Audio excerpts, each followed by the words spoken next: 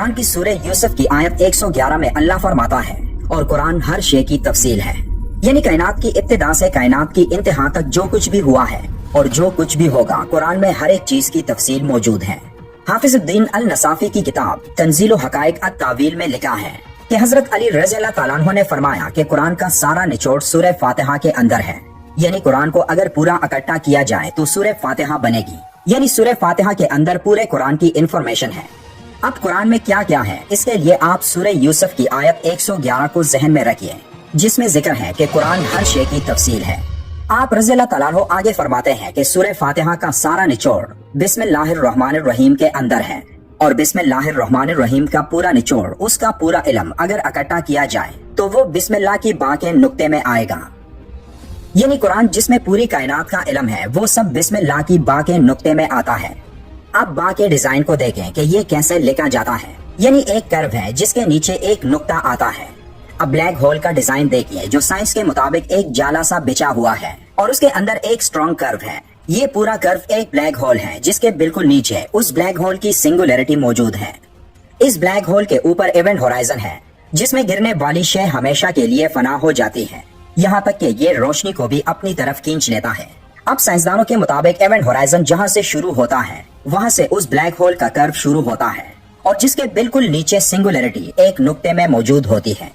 अब हजरत अली रज़ी अल्लाह तआला अन्हु का कौल जहन में रखें कि आप रज़ी अल्लाह तआला अन्हु ने फरमाया कि बा के नुक्ते में पूरे कुरान की इंफॉर्मेशन है। यानी पूरी कायनात की इंफॉर्मेशन एक नुक्ते यानी सिंगुलैरिटी के अंदर है। साइंस का मानना है कि अगर आप एक इंतहाई बड़ी तादाद में इंफॉर्मेशन एक छोटे पॉइंट पर जमा कर दो तो वो पॉइंट खुद ब खुद ब्लैक होल में कन्वर्ट हो जाएगी। यानी वहाँ एक सिंगुलैरिटी तैयार होगी।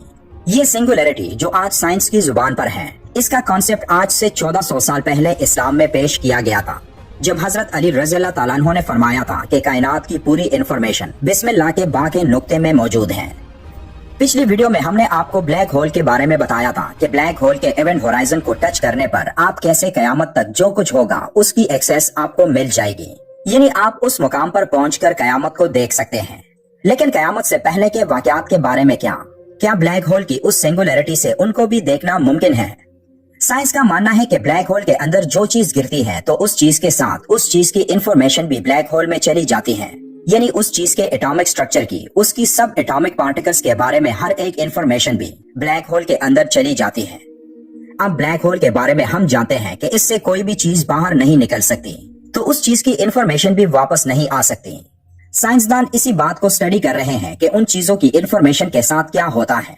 क्या वो ब्लैक होल के अंदर गुम होकर खत्म हो जाती है या फिर वो इंफॉर्मेशन वहाँ पर मौजूद होती है? एक ब्लैक होल उन चीजों से बनता है जो चीजें उसमें गिरती हैं। यानी एक ब्लैक होल की एनर्जी उन्हीं चीजों से आती है, और जिन चीजों की वजह से ये बढ़ता चला जाता है, जो चीजें वो ब्लैक होल अपने अंदर खींच लेता है। अब इंफॉर्मेशन के बारे में ये कानून है कि इंफॉर्मेशन कभी खत्म नहीं हो सकती। ये एक फॉर्म से दूसरे फॉर्म में कन्वर्ट हो सकती है, लेकिन इंफॉर्मेशन को खत्म करना मुमकिन नहीं। अब एक ब्लैक होल में कायनात के आगाज से जो चीजें भी गिरी हैं, उन तमाम चीजों की इंफॉर्मेशन उसके अंदर मौजूद है। यानी कायनात का तमाम इल्म एक नुक्ते या सिंगुलैरिटी में मौजूद है।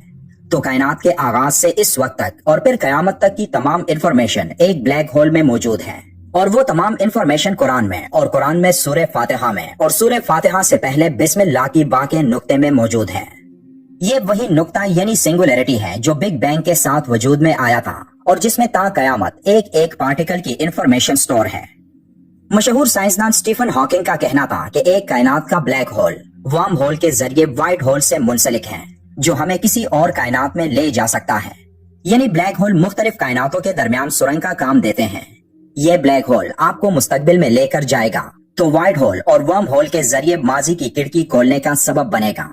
यानी जब आप ब्लैक होल में गिरते हो और रोशनी की रफ्तार से भी तेज उस ब्लैक होल की सिंगुलैरिटी की तरफ जाते हो, तो आप एक और कायनात में पहुंच जाओगे। साइंस भी आज ये बात तस्लीम करती है कि ब्लैक होल किसी दूसरी कायनात में जाने का एक दरवाजा है।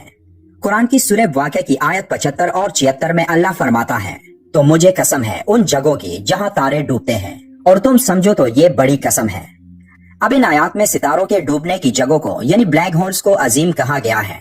इसकी अजमत का अंदाजा हमें इस मिसाल से हो जाता है कि हमारी पूरी जमीन, जिसकी डायमीटर 12,742 किलोमीटर है, इसको अगर कंप्रेस किया जाए बिना इसके किसी मास को कम किए, इसको दबाते जाएं और इतना दबाएं कि वो एक छोटे बाल की तरह छोटा हो जाए। यानी पूरी दुनिया को 1 या 2 सेंटीमीटर के साइज जितने बाल में कन्वर्ट करें तो हमारी जमीन एक ब्लैक होल बन जाएगा। अब आप अंदाजा लगाएं कि तब इसकी क्या डेंसिटी यानी कसाफत होगी, या यूं कह लें कि तब जमीन की कसाफत इनफाइनाइट यानी लामहदूद हो जाएगी। अब आप अंदाजा लगाएं कि एक ब्लैक होल बनने में क्या पावर लगती होगी, और इतने अजीम ब्लैक होल को एक अल्लाह की जात ही बना सकता है।